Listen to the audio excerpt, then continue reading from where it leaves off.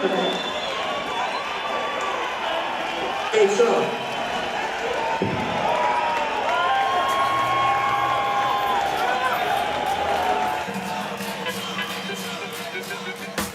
Who is HR? Well, he's a lot of things, but number one, he's the best vocalist ever. I can remember the band would come out, and he would just come strutting on stage and just grab the mic and say, "Are you ready? Are you ready?"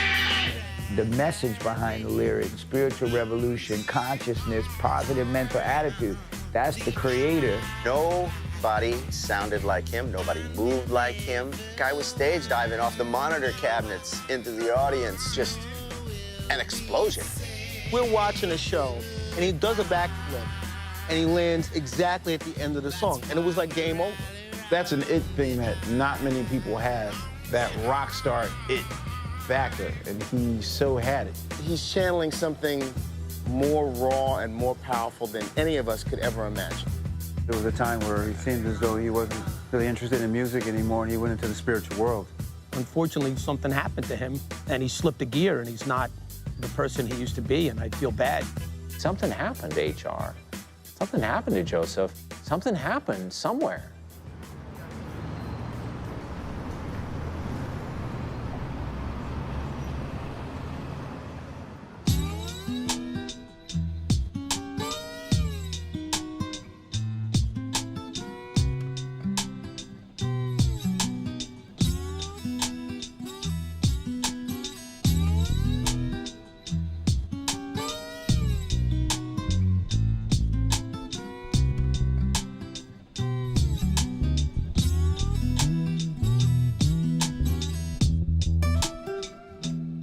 Again, listen, this is very important. I have been getting some violent headaches every half an hour to an hour for about a week and 2 weeks now, and it's been just overbearing, and I have to do something about it. So I'm going to have to go into the hospital. So that's what's going on with me right now. So in case you didn't know, that's what's been going on. And I had to let you know. I do have to tell you the truth about the matter, because it's just getting too painful. I can't tolerate it, you know? And I got to get it fixed. Got to get it looked at and properly diagnosed, because I can't tolerate it anymore. It's just too painful. It just hurts me too much. And every day, every day, every day, every day, every day, every day, every single day.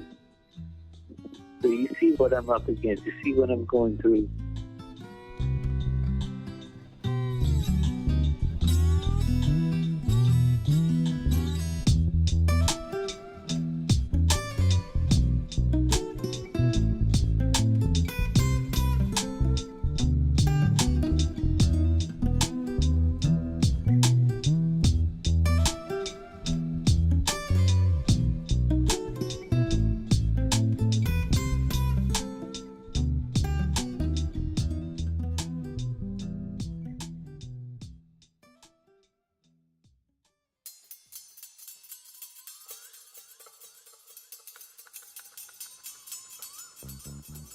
I was born on February 11, 1956, and I was given the name Mr. Paul D. Hudson. Well, my father was an Air Forceman. He came from the city of Alabama, Phoenix City, Alabama, Columbus, Georgia, very close towns. Yeah, my mom's from Jamaica. My dad met my mother in England. And Joseph was born in Liverpool.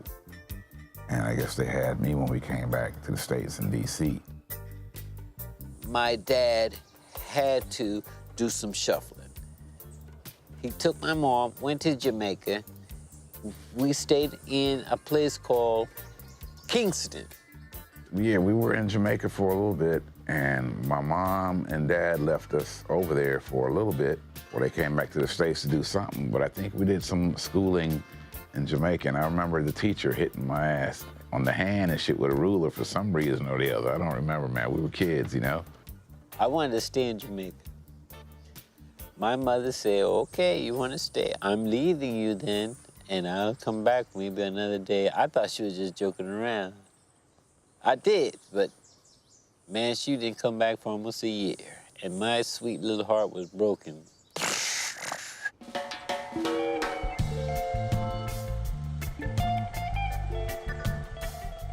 Around first grade, we went to Waikiki. As kids growing up over there, it was crucial. We learned to skateboard over there, man. So we were skateboarding before all these like prominent cats that are big skaters now. Or skateboarding and sand surfing, you know, on the beach. So that was a really cool childhood, you know. Well, I used to build surfboards and skateboards. My daddy showed me. He taught me how to make these water boards, and I would make it by the dozen. Me and my brother would throw it on top of the water. You know, I got the idea from watching these. My dad would sit at the beach sometimes, and we'd watch these surfers surf. HR and I started playing some music back then. We were like in this talent thing, man. And he was playing guitar and I was playing like on a snare drum. We were playing some, I think, Hang On Snoopy or something like that, you know? Hang on, Snoopy, Snoopy, hang on. We would practice all day, and every evening time when my dad came home, he would invite us. He'd say, come on down, children, and play us some music. Oh, I'd play the ukulele, and my brother would play his drums.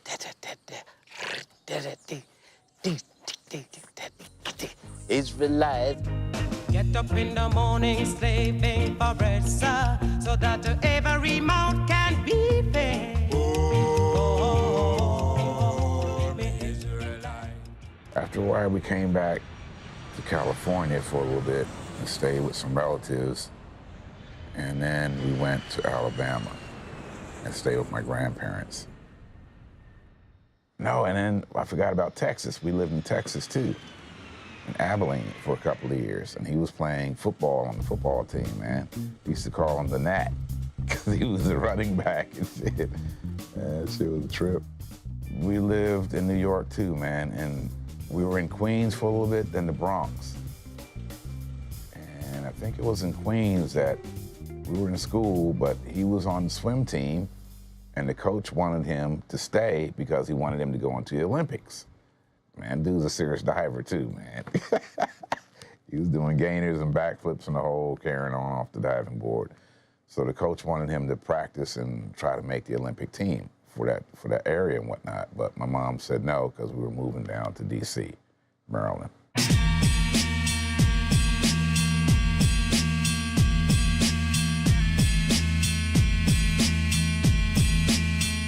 And while we were in D.C., we relocated to Bonneview Village. Boy, Bonneview was a trip for me because it was my first time I had actually been away from government children. And I went around service people. And I spoke differently, I looked different, and I didn't talk. As a youngster, I was very withdrawn. Very withdrawn. I didn't talk to people at all. Anyway, to make a long story short, we lived in Addison Road, went to Central High School. Joe was a serious athlete, man. You know, he was a serious pole vaulter and track star. He got a letter, man, in pole vaulting. He was Don Juan back then, man, with the chicks and carrying on. We were working and he bought a Camaro, you know? And the Camaro was fast as hell.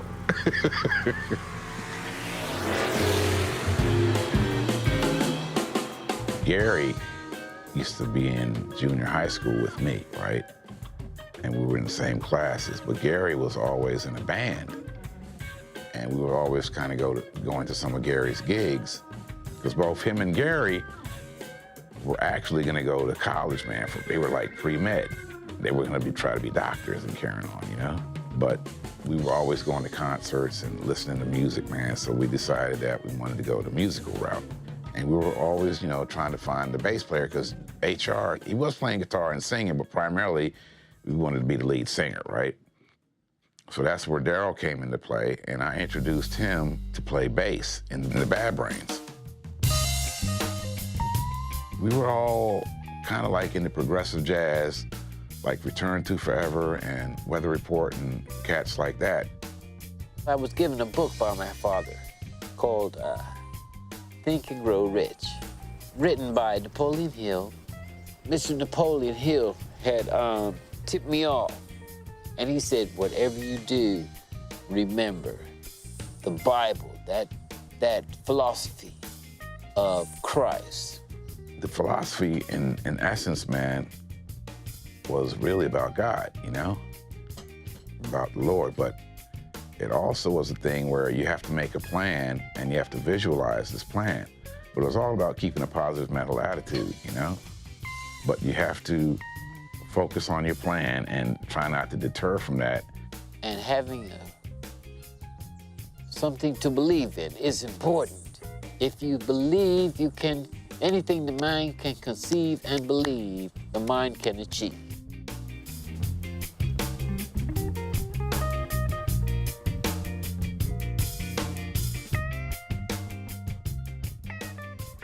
Me and Daryl and Gary and Earl had met early in life, and I just kept on running into them, and we wanted to play music. And so that's where Sid came in, and Sid was a friend of Daryl's, and he introduced us to this band called the Dead Boys.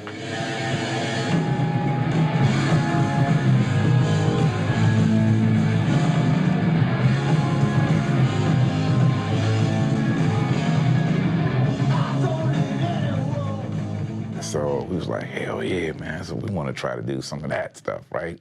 So we started to play punk rock. Don't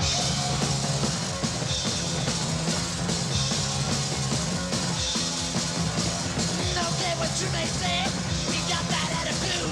Don't get what you may do, we got that attitude. We got that beat. And I remember really clearly seeing like these black punk rock guys, and they were phenomenal. Like we just were like, whoa, all right. Like these guys are from here?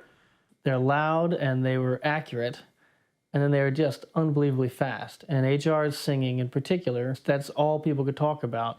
This dude was walking around on some punk shit, but he wasn't no punk, not like that. You know what I'm saying? If you went at him, oh, he'd knock your motherfucking teeth out your mouth. Trust and believe me. Oh, yeah, he would get the work in.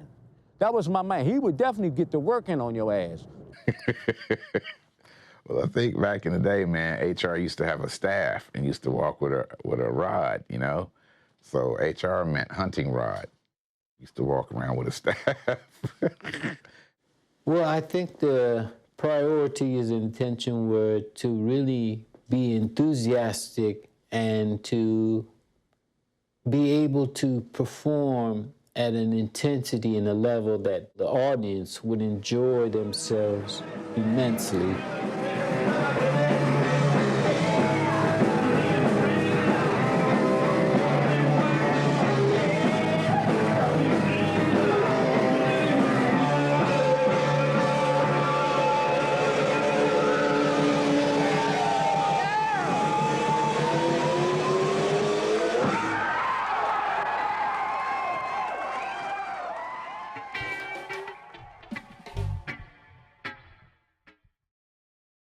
He took a hit of acid before a lot of those shows, and he got pretty high, and I think it helped him probably with the intensity, the emotional intensity that he liked to get into. Shit, we was all eating acid back there, man. You know, everybody was getting high back then, though, man. You know what I'm saying? I remember one day we were sitting on a rooftop. He told me that he was never going to take LSD again, that it wasn't right for his chosen religion. When I first met HR, short hair, choir boy face, thin, full of PMA, and all full of goodness and light. And within a year and a half, he was falling under the influence of the Rastafarians. for better or for worse.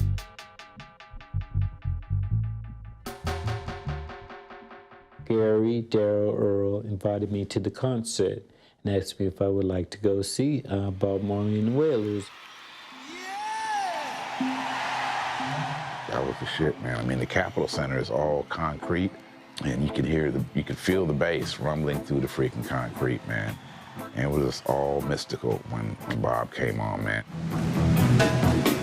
Every man got the right to decide his own destiny. And I couldn't believe Bob Marley was playing that, and it was the first time I had been exposed to a Rastafarian, and I was just overwhelmed, and after that my life was changed. I really enjoyed it. We always went to church as kids, and so we always knew who the true and living God is, Jesus still, you know? And just through, you know, meeting certain brethren and being conscious of certain things and knowing where certain history lies that, you know, we came to knowing about Rasta. It's what was happening at that time in the world. It was Rasta time, you know what I mean? When he got into the reggae thing, man, he used to stroll down St. Mark's Place with a staff, but he was like cocksure and positive and focused, you know? So when he talked to you, he was engaging, and he looked you in the eye, and you know, you were talking to HR, and he was like, yeah, strong, power, and healthy, and fucking, and just badass. A lot of times we'd psych ourselves out, and I wouldn't talk for months on end. I wouldn't say anything. I'd just go and meditate and read the Bible. And then the night of the show, we just burst and let it all out like that. He was what became that whole scene. The way that he took Doc and Daryl and Earl's music, how he moved became the way the whole scene fucking moved.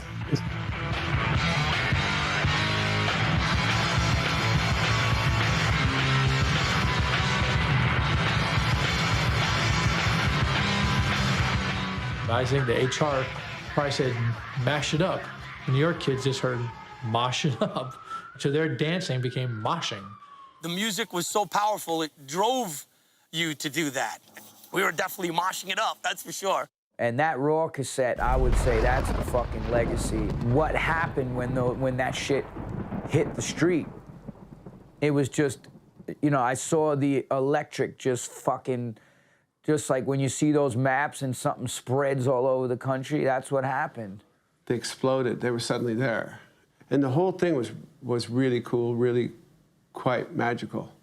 Yep, my first cassette was Banned in D.C. Banned in D.C. by the Bad Brains.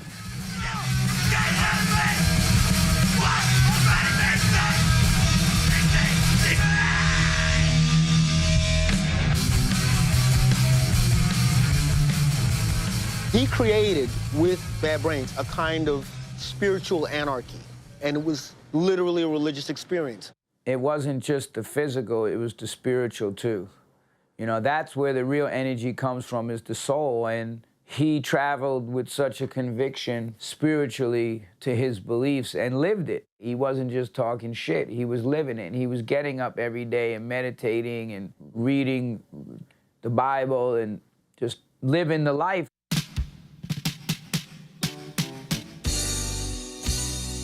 I had gotten fairly close to getting the band signed at Elektra. The A&R guy, Tom Zutot, a really wonderful guy. He signed a lot of good bands. And HR basically kind of didn't trust him or something, and you know, kind of gave him this whole, like, gave him really a rough vibe about messing with Rasta. After the meeting, Tom turned to me and said, "Anthony, I'm not sure, but did I just get my life threatened trying to sign this band?"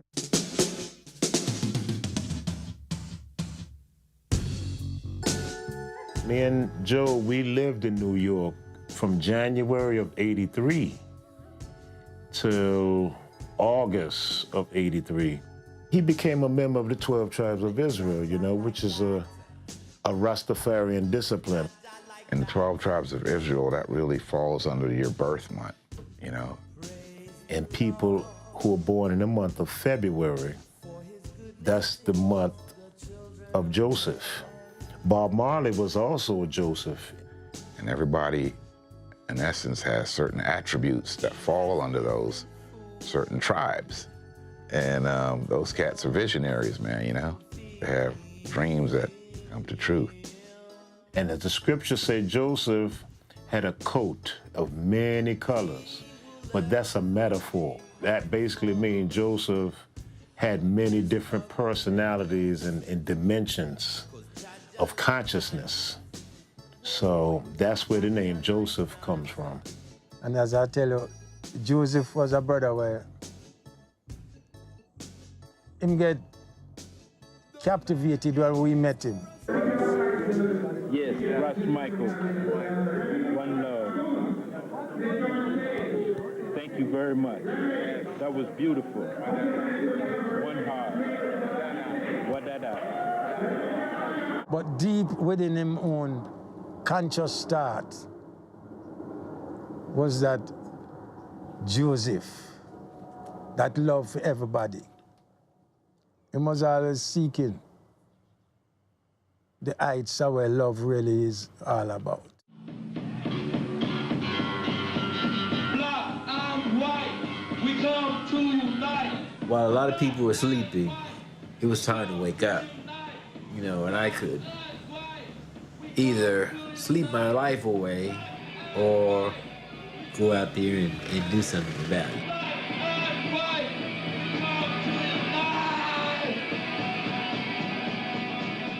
They had friends, and that's where they would have to be. It would have to be considered that, you know, other creative people like Rick was a creative person who was willing to let them use his studio. He wanted them to come and record a record in Boston. So it happened because he made it possible for it to happen. And they were at a point when they had enough material to record an album. That became Rock for Life. I mean, before the record was even released, HR wanted to know where his money was. We're doing a lot of freaking touring, man.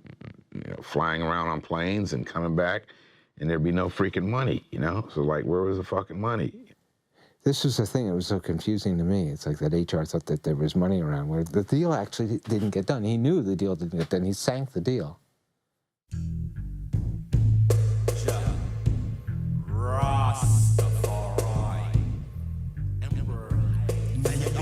HR was the one who said that he didn't want to play any more punk rock. He just wanted to do the reggae thing.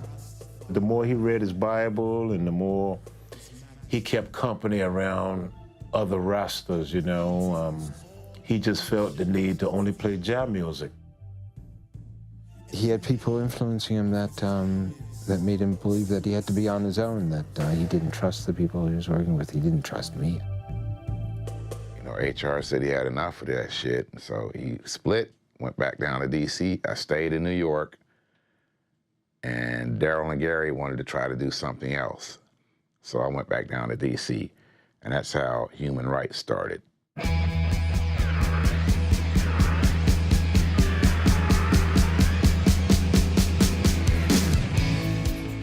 Although the brains did exist, Human Rights was brand new. It was a new style, new technique.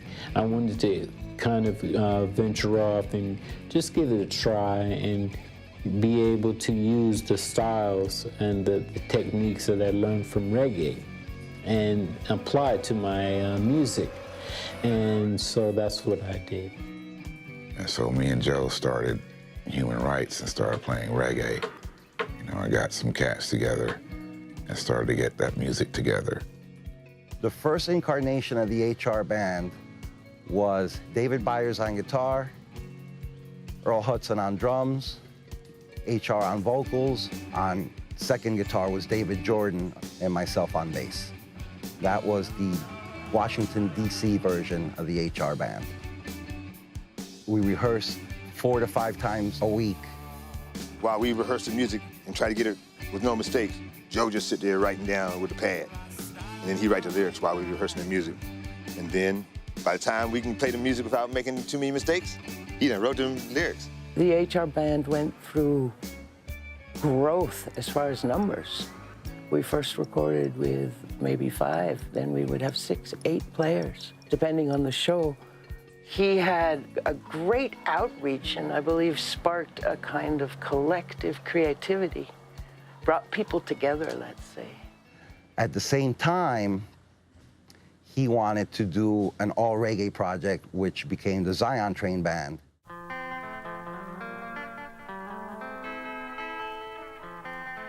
It was my idea to have a group called Zion Train. With me and Joe as the front men, both of us co-wrote most of the songs for Zion Train. HR was our leader. He was extremely militant at the time. He was focused. He knew who he was, where he was going, where he wanted to take his band. He moved into this 3-level house. All the roommates were basically musicians, you know. HR lived there, and he had the smallest room in the whole house. And it had a bed in there and a little round table, and there was just his Bible there. And there was times I'd walk by there and I'd hear him crying, like he was going through some sort of torment and changes, and sometimes I'd hear him like talking to himself. I always thought he was praying aloud. He was always, you know, breaking bread, as we said back then.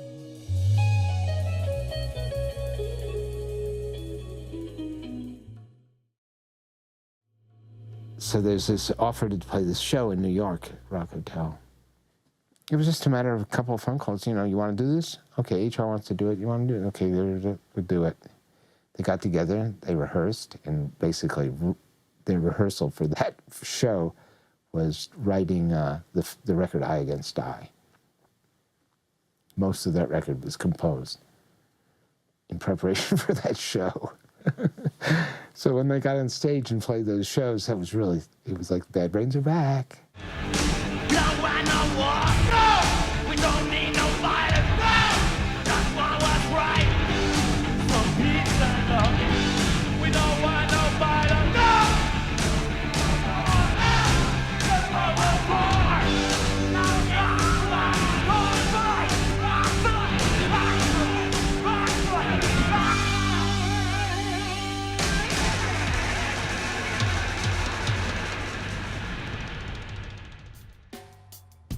Well, Ron St. Germain wanted to produce Eye Against Eye.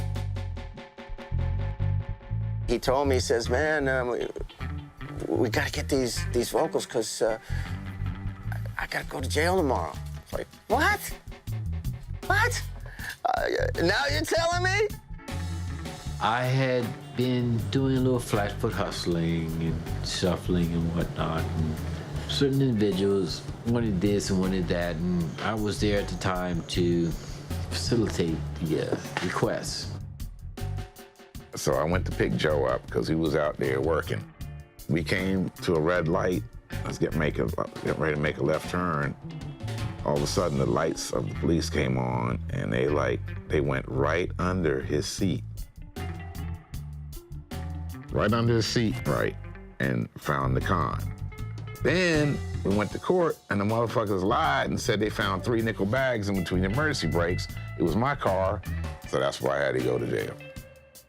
But primarily, he caught the beef for that. My dad was a correctional captain. He was a captain, correctional officer in D.C. And so 2 of his sons were in jail, and that was pretty messed up. So he's in the D.C. lockup, and we got it set up so that he could call me on a specific day and time, and that he would be able to sing this song over the phone to New York. Yeah, it's called Sacred Love. The first time it's ever been done.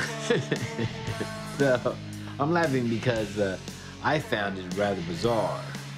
But it wasn't my idea. It was Ron's idea.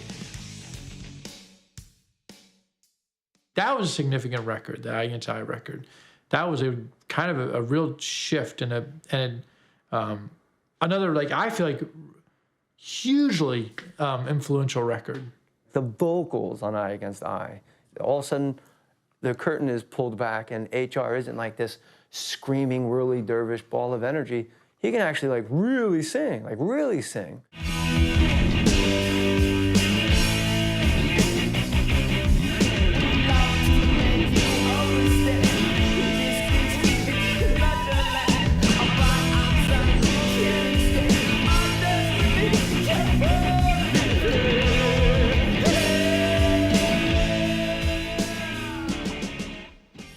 He was the king, and those guys brought the energy to that genre and defined it.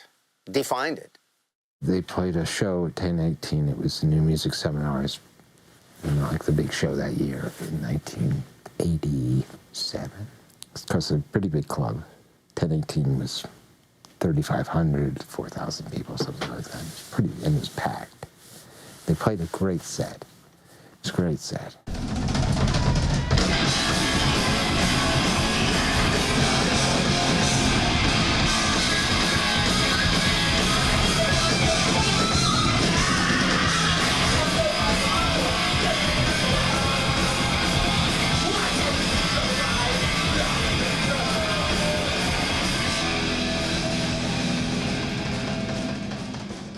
I think there was a bidding war going around trying to get the Bad Brains to sign, and I think I heard something like Chris Blackwell wanted HR to play Bob in a movie, you know, but it never came to be.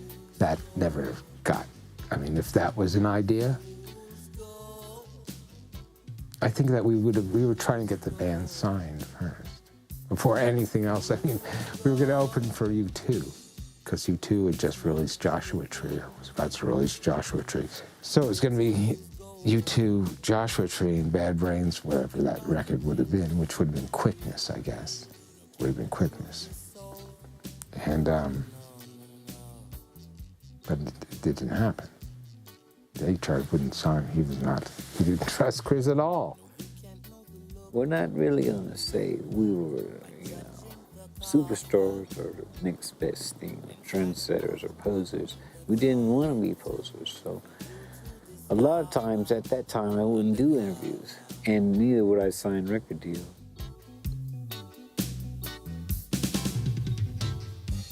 He's a lead singer, and, you know, if he doesn't want to do it, then we can't really do that anymore, you know? And if he wants to play reggae, and if everybody else in the band wants to back him doing that, then so be it. But if not, you'll do what you want to do, you know? Or do your own thing. Yes, the real wealth is inside. Ayo, because you can't sell your soul. It must be based upon a spiritual foundation. Yes, we are the new generation, the dawning of his age.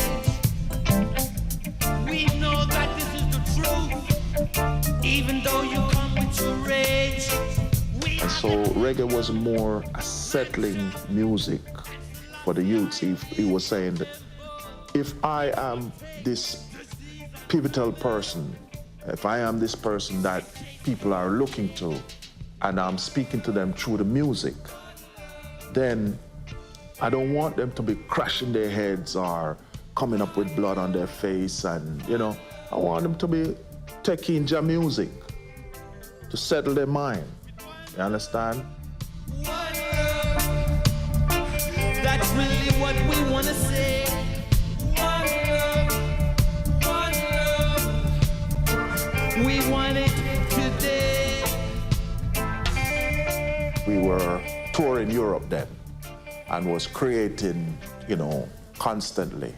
This was a pretty low-key tour. We were playing all reggae. It wasn't a rock tour.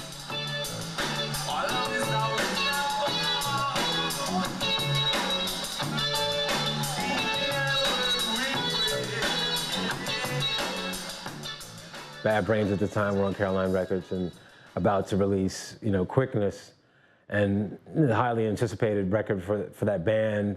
And there was always a lot of different controversy between if HR is going to be involved in it and how long it's going to be around.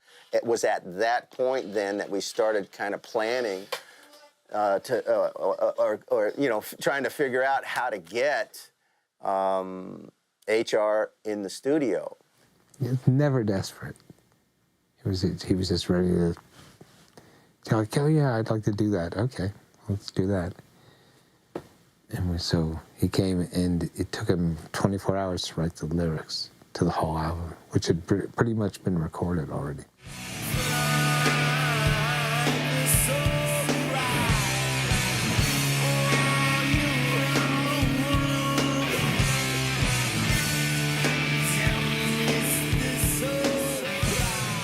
Went on tour.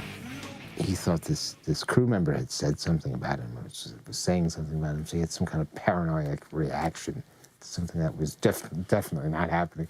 Jumped across and started a physical fight with this crew character. Nobody could depend on him. He was always the one. He was the one that was always quitting and going off and leaving the band, and he's always been the wild card, man. He's just so independable. HR was beginning to be somewhat delusional, I think. He was just different. I think he wanted to focus more on drum music, you know, on playing reggae music, you know. I think he was done with the aggressive, violent punk rock stuff. You know, I think that phase of his life was over.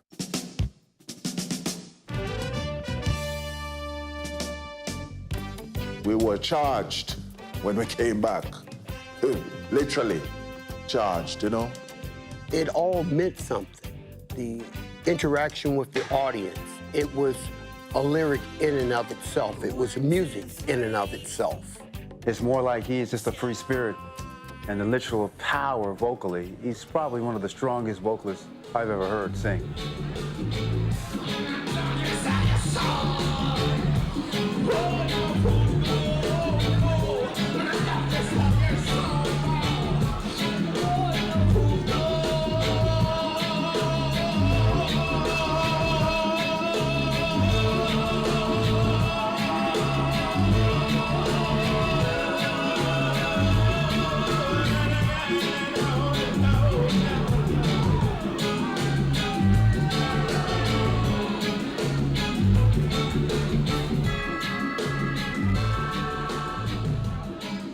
He is a musician and an artist, but he was looking for a vehicle that he could express his vision, his concepts. For us, it was a challenge, and it was a test. And sometimes I'd wake up penniless and not know where I was going to get some food to eat. I think he was living on the streets for a time. I think he was homeless for a time, you know, going through his struggles. And HR, you know, his homelessness was mirrored by many of the people in our particular crew. You know, people lived on the road, people lived in squats, people lived in vans, people died, people went to jail. You know, I feel it was partly this idea of not wanting to be a sellout.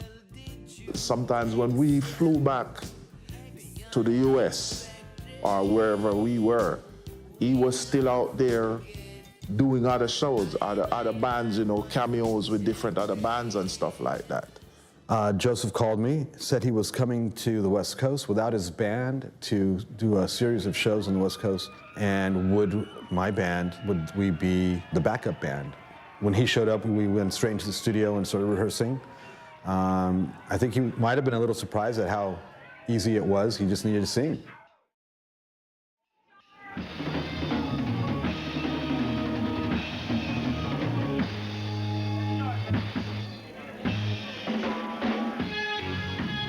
Like inspiration was at the time too, because as Rasta youth's growing, you know, very influenced with the messages that the Bible was teaching us and what HR was teaching us through his music. Well, it's been really a serious working with you, you know? What I'd like to know is, not if you're in the big time now. That's true. Done some gigs, too. I mean, I owe it all to HR from that brave. I really do. No, you don't. Well, you're the one with the bottle in my face. now that you hit the big time, blah, blah, blah. I mean, I hit the big time when you got into town. Now listen.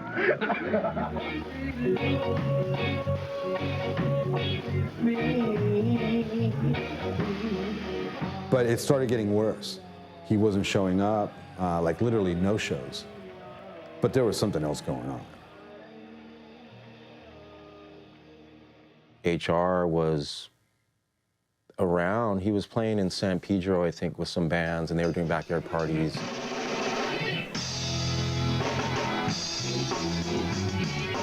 And somehow Sublime linked up with HR, and then they played a show at Bogart's.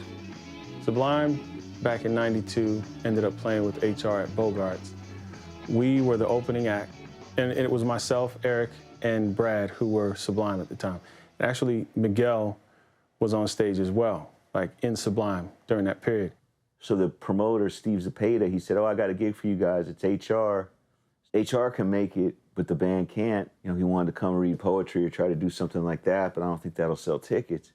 And I was like, well, wait, so he can make it, but his band can't? He's like, yeah, a lot of good that does us, right? And I go, well, actually, that does us some good. I go, we know a lot of them songs. We play a lot of them songs. Like, in our set right now as it sits, like, we could probably back him. I was so excited. I ran up to HR and Brad, too. We were just like, hey, can we play this? Can we play that? I remember I asked him if we could play House of Suffering, and he told me I could have it.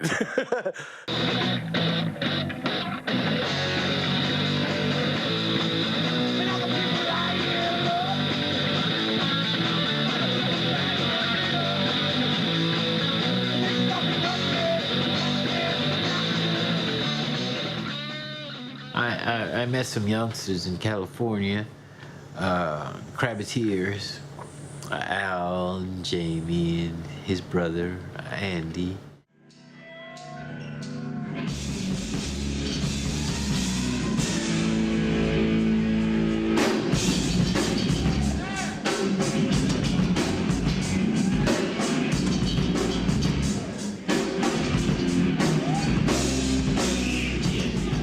It was a time when HR was still on top of his game. He was still pretty strong physically and mentally.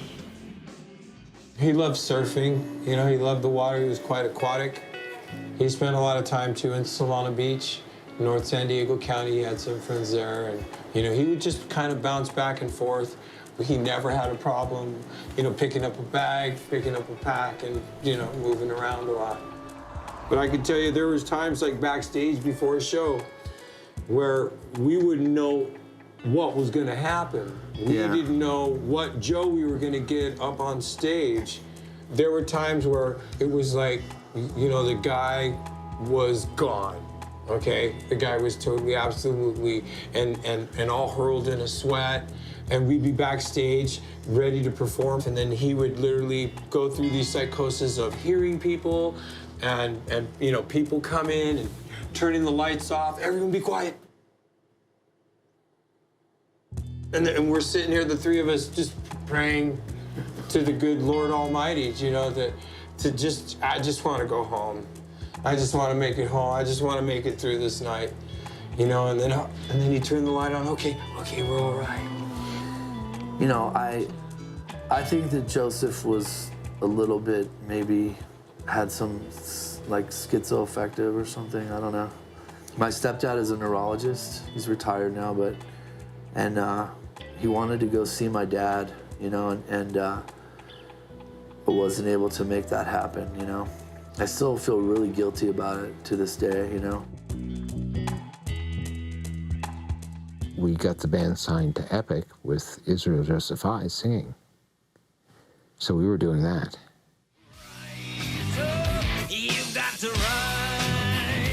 When I sang HR songs, I wanted to honor HR. I wanted to sound like him.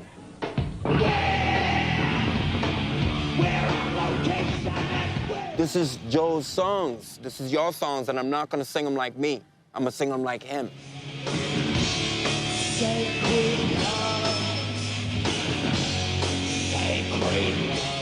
I love Raphael, you know, I love him, man. He is the heights, you understand? This man is the heights.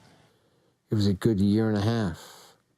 It was a real band with real record, and everybody got along pretty well, and toured and toured and toured. Did a lot of touring. And So it was Bad Brains the way it's sort of supposed to be. It's the way it's supposed to be. It wasn't HR though. I mean, Israel's Israel. Someone else went ahead and did it. He tried it. He came up with a few interesting ideas. But in between that time that he was doing that, I did get a chance to visit L.A. H was in California, and we went to a Beastie Boys show. He met Madonna's A&R cat, and dude asked him what would it take to get the Bad Brains to record again. So that's when we pulled H back in and tried to do the album God of Love, and did the album God of Love.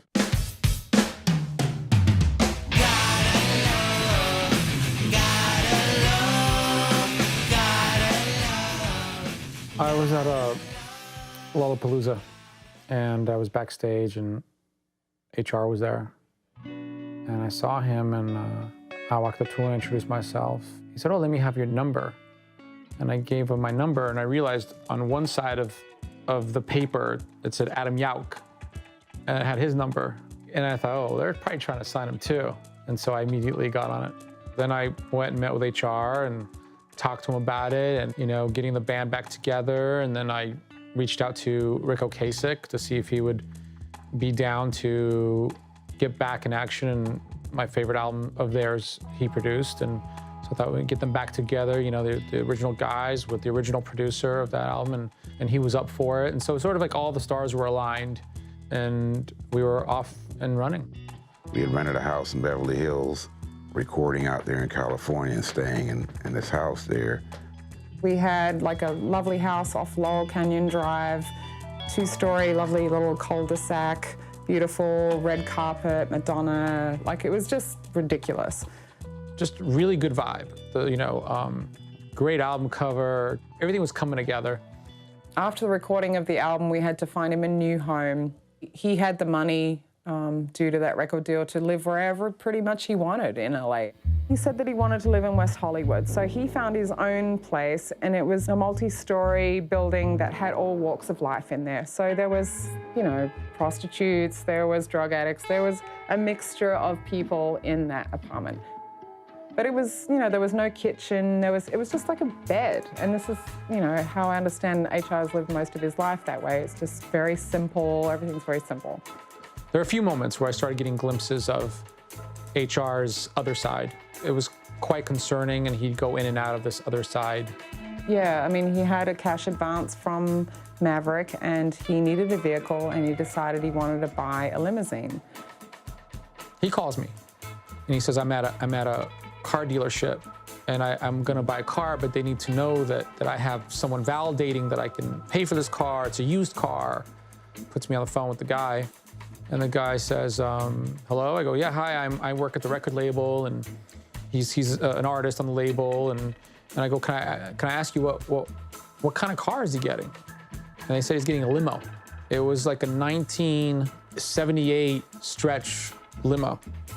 And I go, can you put him back on the phone, please? And he puts him back on the phone, and I go, HR, you're buying a limo from 1978? And he said, yeah, it's beautiful. He ended up buying the car. He had that limo. Actually, he took me to lunch once in the limo. I sat in the back of the limo, and he looked back at me and he said, I hope one day one of my artists can drive me in a limo to lunch. I didn't have the education, any experience. I probably still don't, but at that time I definitely didn't have any experience on how to deal with his psychoses. And we went to Canada for the first, for the opening of the Beastie Boy tour. They got the opening slot for the whole tour. Next thing we know, he got into some sort of, he got into a fight, physical fight with his manager, Anthony County. And he pulled a whole wad of hair in his hand. I mean, it was, he was losing it. He just got violent, and that was that. That's what he was gonna do instead. It's a shame. I was so upset that, these guys came together. They're a beautiful group of guys. musically unbelievable. The Beastie Boys supporting them, which is, I mean, you can't, it's a dream to have them say, I'm going to support these guys. And on your first night, just not even make it to the stage. So that was the beginning of the end. HR came back within days saying that he was sorry it had happened. So he wanted to start up again, and the Beasties were willing to let the band come back.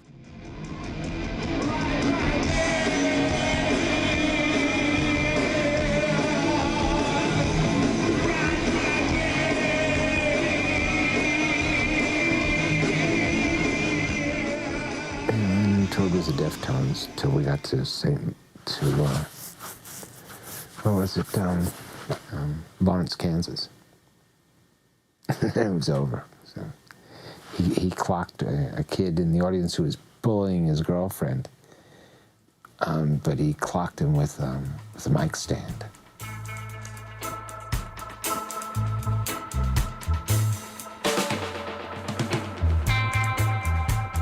I was in the crowd watching, and all of a sudden I just, right in the middle of a set, I just saw a mic stand go up and boom, But he was definitely bullying this girl, and HR wouldn't have it, so. He nearly killed the kid, but he didn't kill him. The cops came in and they pretty much stopped the show, and then I remember him walking out in handcuffs, and me just sitting there, and just going like, what's going on? But the show was over, the tour was over, and the next day we were driving from the Midwest back to California to come home. And I think, I'm not certain, but I thought I saw somebody pull out a gun. And so I picked up the microphone and slammed him on the head with it. And then later on, I had to do about 30 days behind bars.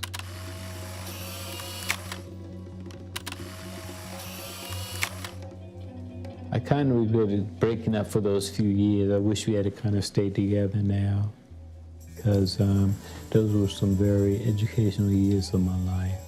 Mm-hmm.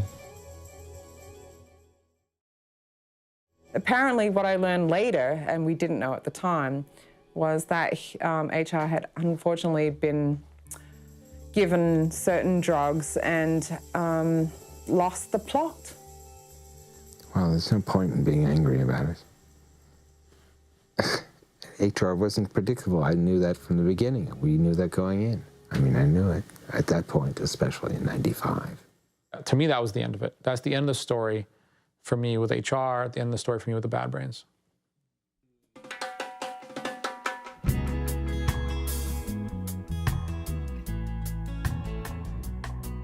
Something maybe psychological was going on then? Yeah. I mean, did you guys try to get him help? Sure. And you can't get, you sit down, you can get somebody an appointment. They can go to the appointment, they can get nothing done or get something done. It's up to them. He could have had absolutely the very best people in the world. Because they were there in LA. Those people, there are psychologists and stuff who are brilliant, who work with people who are really incredibly creative and brilliant, like HR. Creativity is such a secret event or a mysterious occurrence or something like that, So you can't necessarily put your finger on it and know what the fuck is going on. You don't. You don't. Sorry.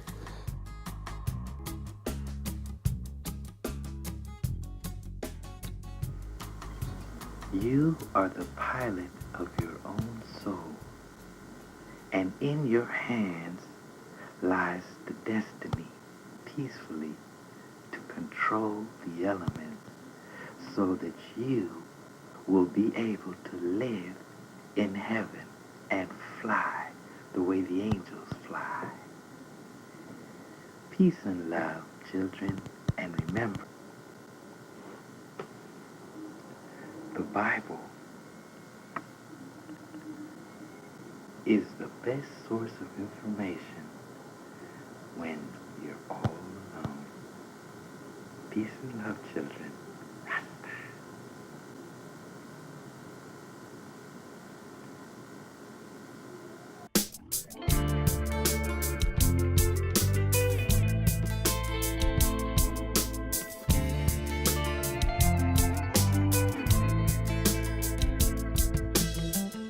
So I'm driving along Hollywood Boulevard and I see H, you know, looking at the sky. I said, oh shit, HR's in town, you know? So I knew there was, you know, some issues that, you know, maybe he needed to come in, you know, and hang out for a minute. So I said, HR, listen, if you need to come in, come over some time, clean up, you're more than welcome. So yeah, don't worry about it. So I figured I'd see him in a week or two, you know. Very next day he was there. He's like, I'm gonna take you up on your offer, man.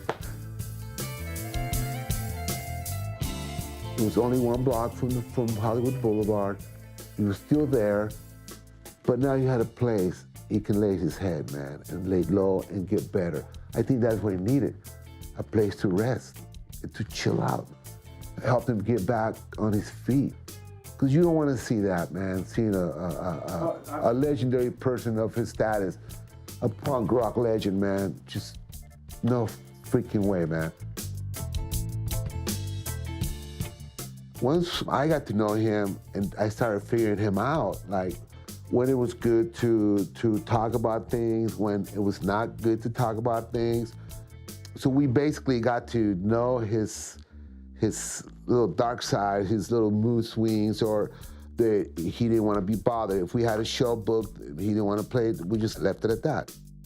I heard a female voice on the phone saying, hey, can I speak to HR? I want to invite him to a show. I said, H, is someone for you? He gets on the phone. Next day, he's at the Hollywood Palladium. He's back on the stage. When Brad died, we did a benefit show with Golden Voice at the Palladium. It was a benefit for charity, so it was just a big deal. It was a big deal, though. For us, it was cool, you know, and we had put together the Long Beach Dub All-Stars as kind of a tribute. And then we pulled into the parking lot. Sure as can be, like, there he is. HR standing there in the parking lot, man, all in white. Said, you know, sorry for your loss. And might have been Eric who was like, you ready to jam? Or are you just going to hang out? And, you know, HR had that smile. He's like, well, I'm here to jam.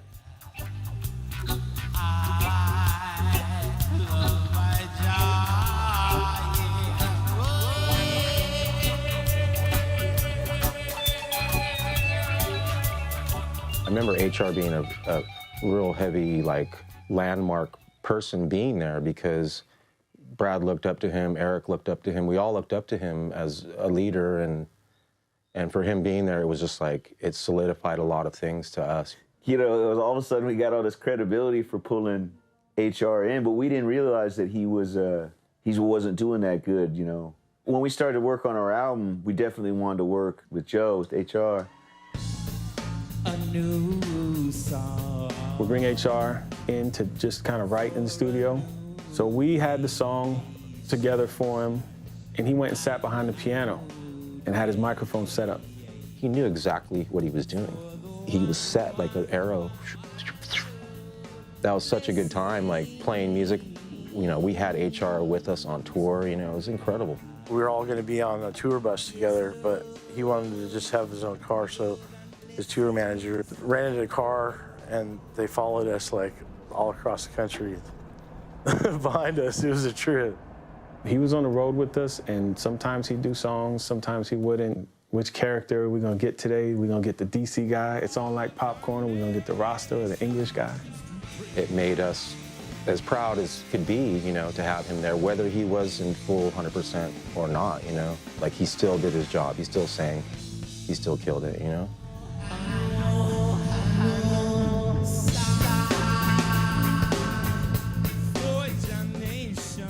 Ross Michael used to tell him, don't be called bad brains, call good brains.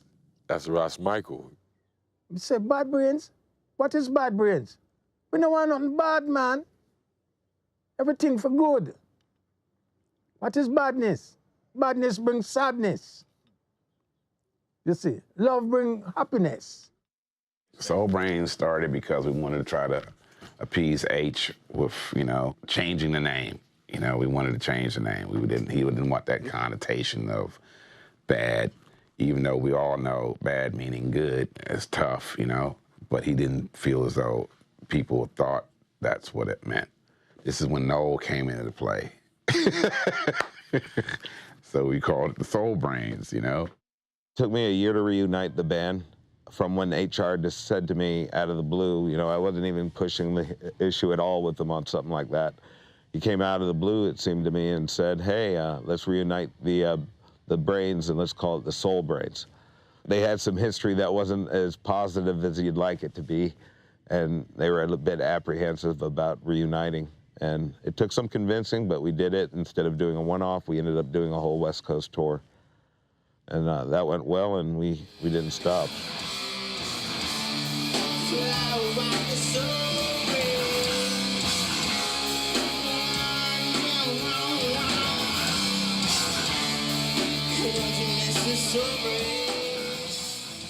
He'd go out on his little adventures and stuff. You know, he had a video camera for a while, and he took all these videos of him just roaming around in the subways and like singing his music and observing things, and it's kind of interesting. I wonder if he still has that footage.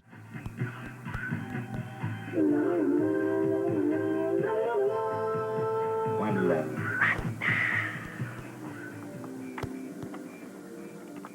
The Soul Brains Human Rights Show with a new soul. Yay! Well, brothers and sisters, this is what it looks like when a person is reborn again. Bye, Chala.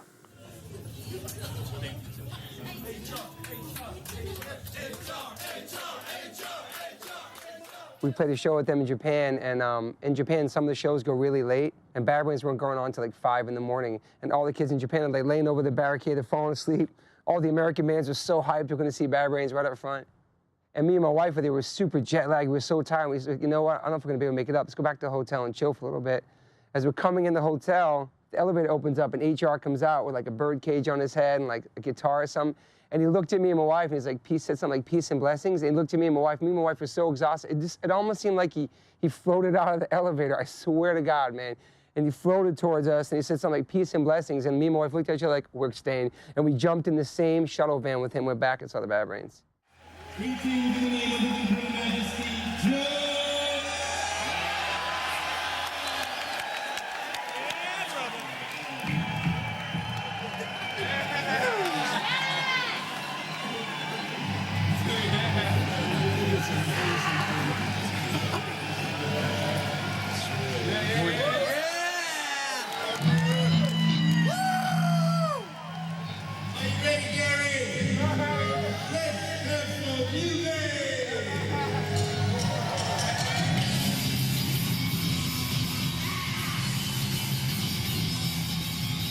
Something about him is surreal, you know. Even if he's on stage playing the guitar that's not plugged in, I don't care. It's HR, and he's amazing.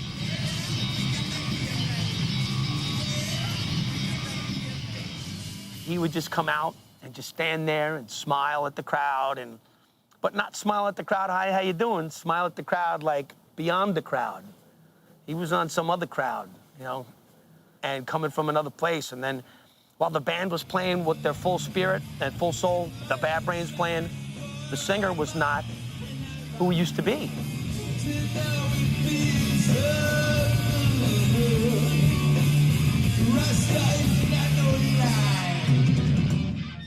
I mean, I've heard people say that you don't know if it's HR just being HR, being out of his mind, or if he's crazy, if he's not crazy, if it's an act. I've heard it all, like, yo, HR is, oh, dude, he's crazy, he's not all there. And then, like, oh, he's just high. Or no, dude, he's fooling everybody. He's playing a trick on everybody, you know what I mean? So you don't know what, there really is this mystique. And then when the Bible stuff came in, that was really like the Rasta stuff. And that was weird, because he got really, and I felt like really messianic in a weird way.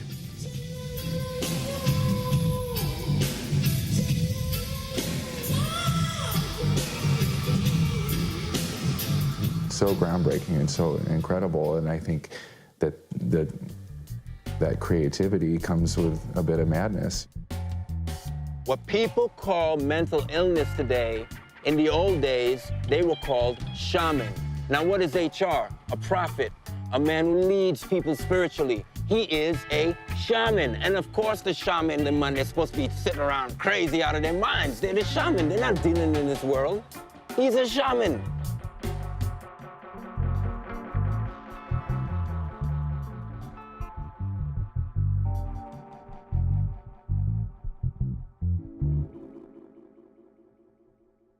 And some may say thine is the glory, and thine is the kingdom of the power. Forever.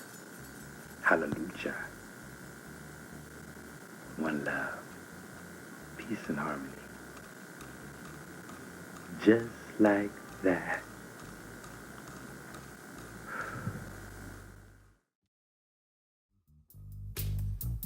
I didn't exactly know what was going on. Rumor had it that he was going from place to place. He was living on the streets pretty much. He living in different people's homes and stuff like that. Man, he was struggling, man. You know, he was kind of like living out there and carrying on, and I don't know what the hell he was doing out there, you know. Is it drug related? Don't know. Never knew. Didn't know. I mean, should have maybe known, but didn't know. You know, I never saw any of that. I never saw, everybody said that he was doing hard drugs, but man, I never saw one time, not one drug, man. Yeah, I mean, it could be just a physical, a real thing. It's a problem. It doesn't have anything to do with drugs. Because I never knew him to be a druggy person. When he has money, he gives it away. When he does have money, he would tip the girls from the Mercato $100, the waitresses. I think he just said, fuck it. He's free. He's where he wants to be. He's walking the streets of Babylon.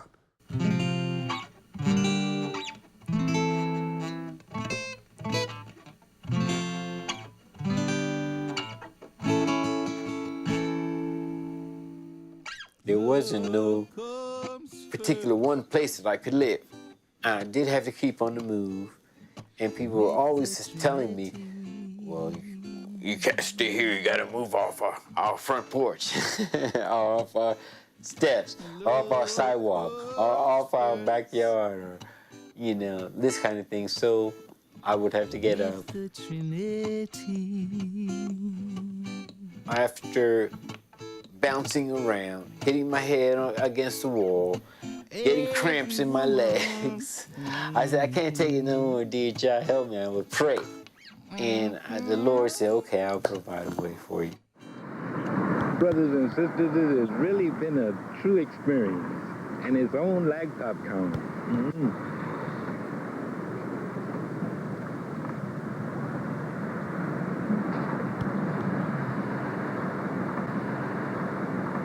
Yes, it's gonna be alright. It's gonna be alright, baby. Oh yeah. Now we're gonna take a look at the location where Styles on Computer is located.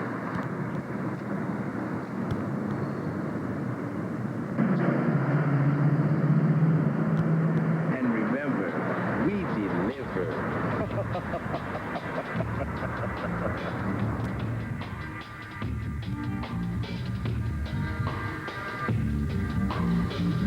Yes, and the children of Israel grew in wisdom and prosperity.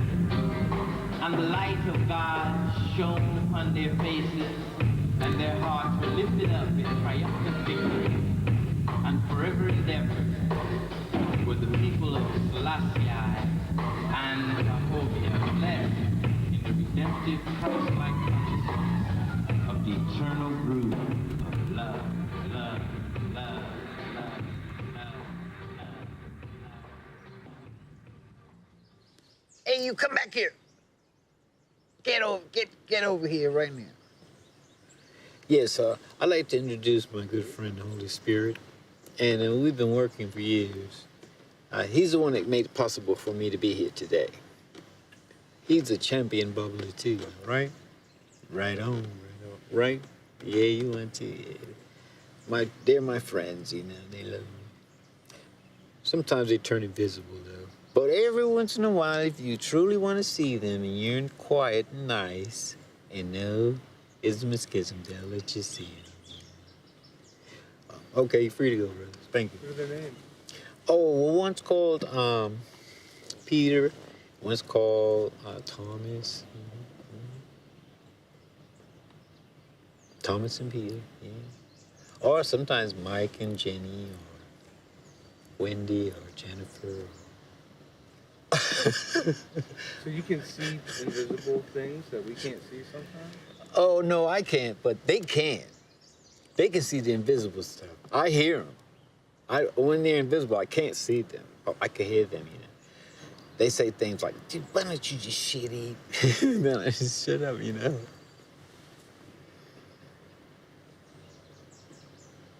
Is that what happens? You have auditory hallucinations? You hear them? No, no. They speak in the spiritual world.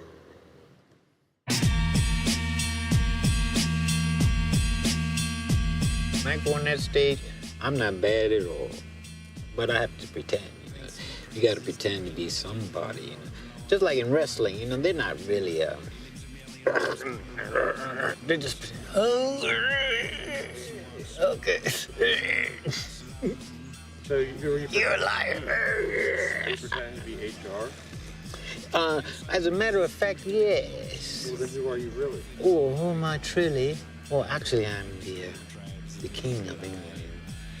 With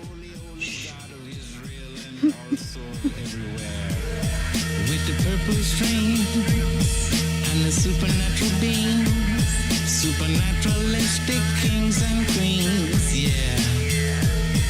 With the purple stream and the supernatural beam, in the burning bright, at the shining light. With the purple stream and the supernatural beam, supernaturalistic kings and queens. It's been mostly like probably the way that you feel finding him in a warehouse in Baltimore. I've been out on the road with him, all over the world with him, and it doesn't make you feel, you know, you don't feel like happy about what's going on. You want him not to be so isolated by it. Hopefully he'll come out of that isolation, because that's what it is. That's what love is, really. It's like the absence of isolation. And he's always talked about that. He sings about that. But I don't know that he gets to experience it that much. Maybe there's a chemical imbalance or something, drug-induced, whatever, or shit catches up with you, you know, from prior drug use, whatever, man. I really couldn't tell you. I'm not a psychologist or a doctor, so I can't really analyze it to the point where, you know, it would kind of make any sense. I just wish one day, man, that I don't hear another crazy-ass, man, a crazy-ass HR story.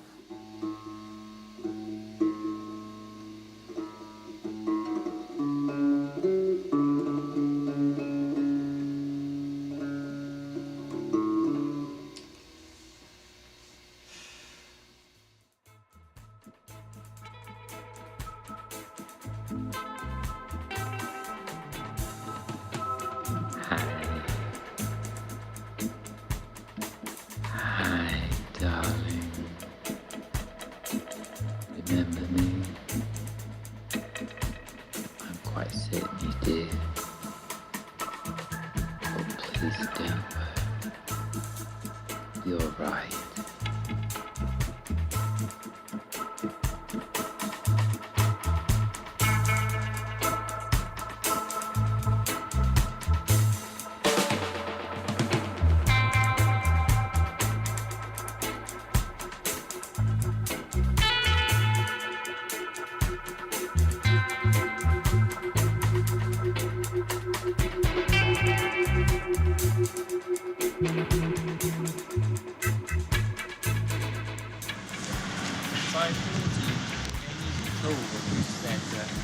Please, I do worship you now.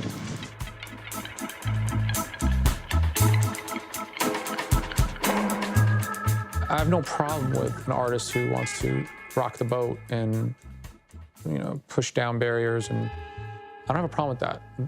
His problem was more what could probably be called schizophrenic. That's just one piece of it. I'm sure it's much deeper than that. Every time I see him, I can still see he's in there, you know, but the imbalance, the chemical imbalance is suppressing the real Joe. It's hard not to look at HR and not know that he's in real strife. He's in real mental strife. I think he's been hearing voices and things in his head for a very long time. A very long time. And eventually, the amplifier got turned up and the voices have been getting louder and louder and louder and louder. We all see, you know, what's going on and he needs the help, but when you're in that situation, the decision has to come from you. I think we all need to like truly reevaluate how we look at one another as human beings when somebody's not well in their mind.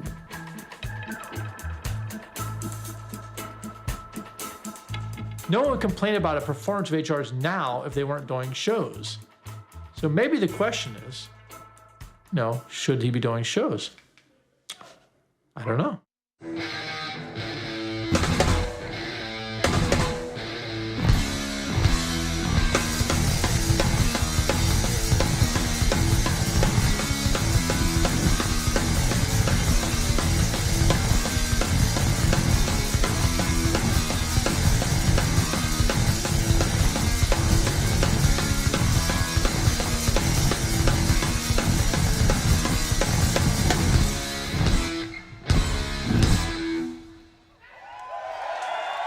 Everybody's got their little crazy shit about them.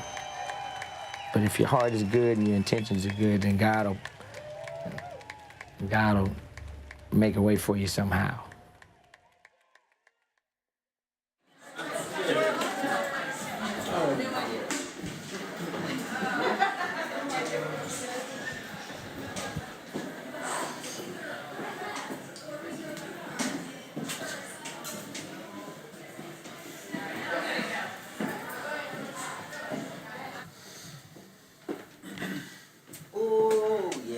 Thank you very much. I heard what you said. Don't we never have fun? You think my music is don't you never have fun? You can have fun and you can enjoy your music. Well, look, I'm gonna go inside your dressing room and you be careful and go on and have a good time. And thanks again. I'll see you as soon as possible. Bye, everybody. Peace and love. Thank you. Come again. Yes. I break through. No pleasure.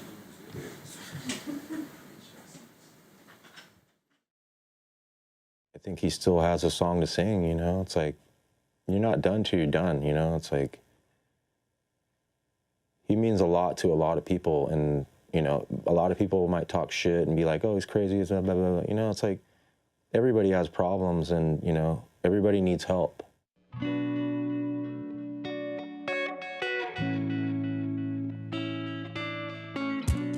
I was a fan of his before I met him, and I started just showing up where he was.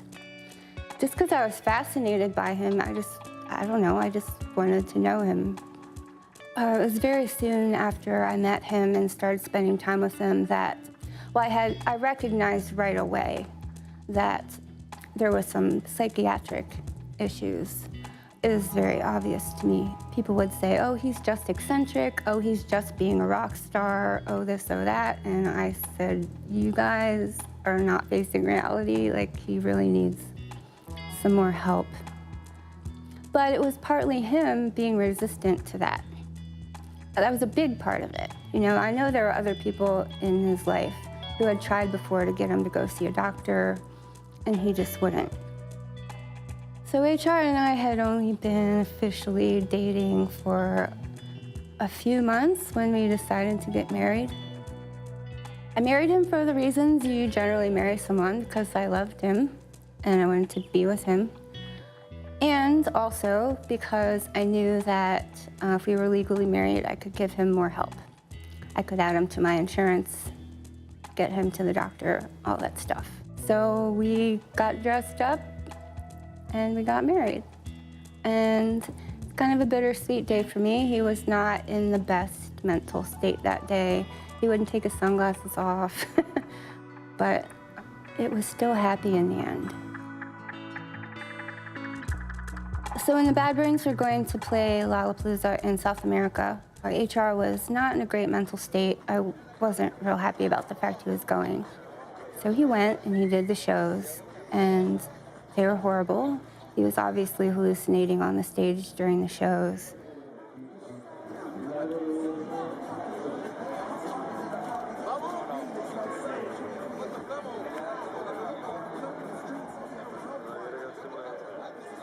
Some of the stuff that he was paying attention to wasn't happening, wasn't actually happening.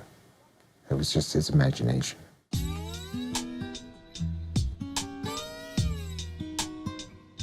So he came back. I think it was the moment when the rest of the band said, this is enough, we can't put him on a stage like this anymore. I sat down, I went on whatever psychiatric website, and I read him all of the signs and symptoms of schizophrenia. I went down the list, I read them all to him. I was like, you do all of those. This is you.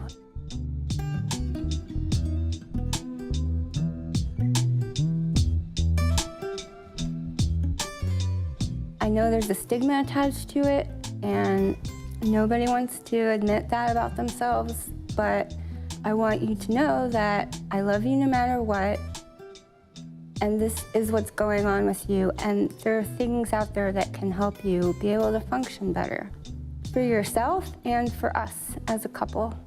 And then Anthony County had some conversations with him too. That's when he realized that he needed help. I mean, to me, that was the first time that he basically was talking about another universe, and I was like, if there's one thing happening here, you have to know, this is only one universe. Whatever you're imagining somewhere, you're still in this universe. We're all in the same universe, that's what's going on.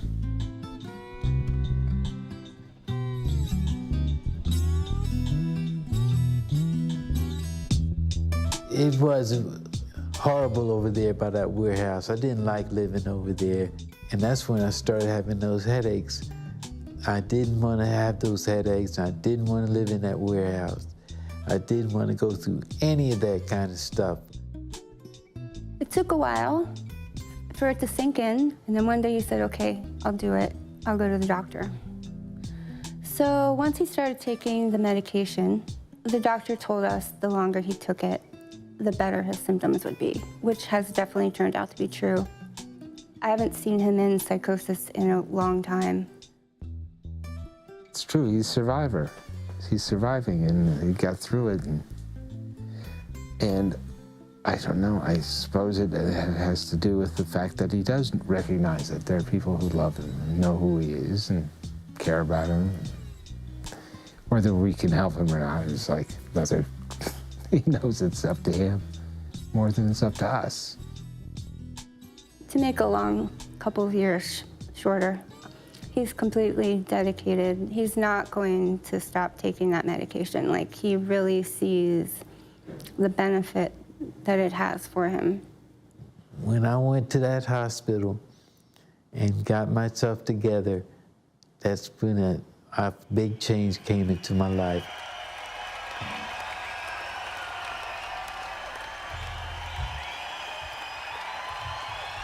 It's good that we are able to do the things that we always wanted to do, and that means changing your life and being reborn again. And I can tell you now, my life is so much better that I did that.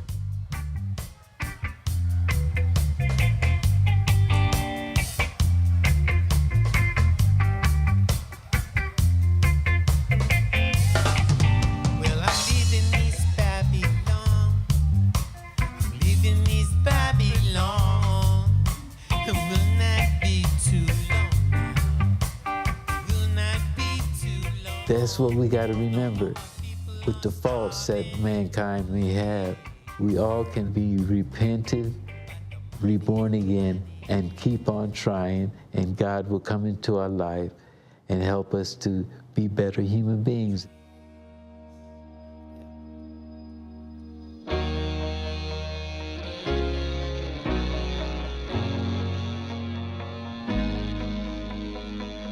He lived the life of a rocker, a hardcore punk, and still doing it.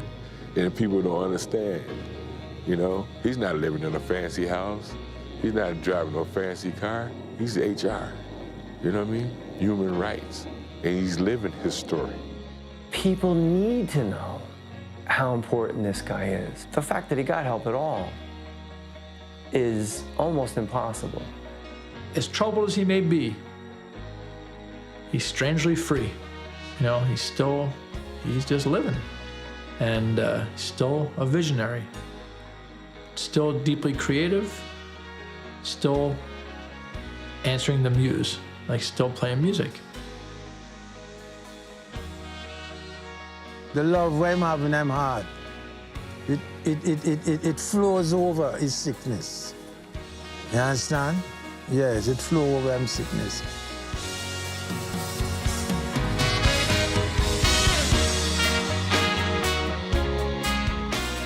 HR is my brother, man. You know, we're family. So, you know, there's nothing that's gonna destroy that. You know, he was a serious leader back in the days, man, you know? He was real for people who needed him to be real. And that's much more important. That's more important than anything else. And HR was the protector of the spirit of it. And in order to protect that spirit, he had to kill the dragon over and over.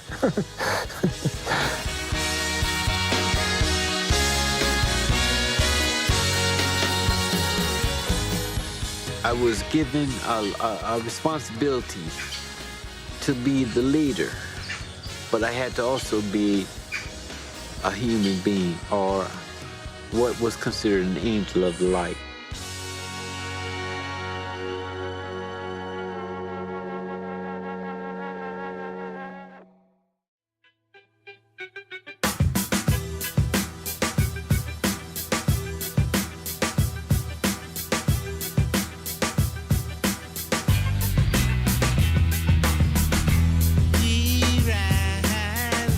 HR, I love you, man. This is Angelo, and we gonna keep hope alive and thrive. Got it? Good. I love you, man. Peace. I'm just happy to see him. I'm glad that he's still alive. One of the greatest front men ever. Ready? HR is a legend. HR, you know, the one and only, the OG. HR, human rights, Joseph vibe, you know? Representing human rights always, you know?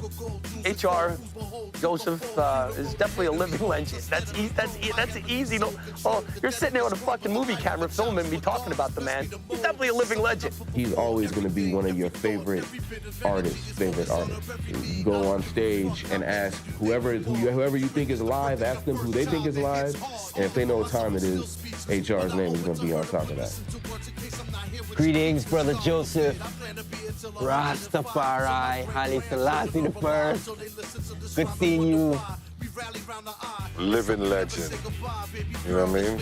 I want you to love me. I never, ever worry. It doesn't matter anymore. It's time for us to rally around. I'd like to give a big salute to my comrade and a leader, HR. He's a legend. True living legend, true inspiration, the best damn singer I've ever seen, period. Unpronounced, there's no word for him, basically, other than amazing. HR is living legend, 100%. No matter how much recognition HR gets, it's never going to be enough. HR is a living legend. He's punk rock royalty. There's something about him that's magical, super inspiring, and he's a legend. He's a living legend. All of us aspire to be that dude, you know, and he got it. He always had it. He's the greatest singer I've ever met in my life. HR, a trailblazer, a living legend. He's a living legend because because of the fact that he, you know, sparked what is now modern-day punk rock. Peace and love, and we appreciate all that you've given us, and all that you've shown us, and all that you've taught us, and continue to teach us. Thank you.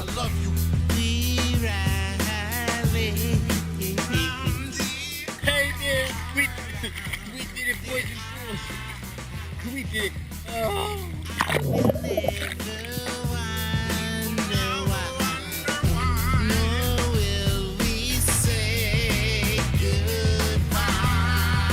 Shine it ever through the night. For in his light, there's no darkness. And in his love, as you know, Joe, is forever one. Bless. Dada.